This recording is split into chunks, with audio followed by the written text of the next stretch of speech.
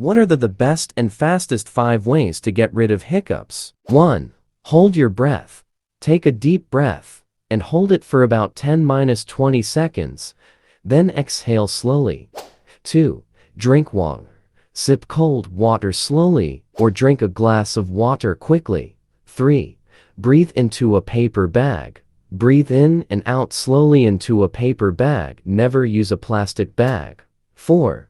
Swallow sugar. Swallow a teaspoon of sugar. 5. Pull on your tongue. Gently pull on your tongue to stimulate the nerves in your throat. Note: if hiccups persist for more than 48 hours, it's best to consult a doctor.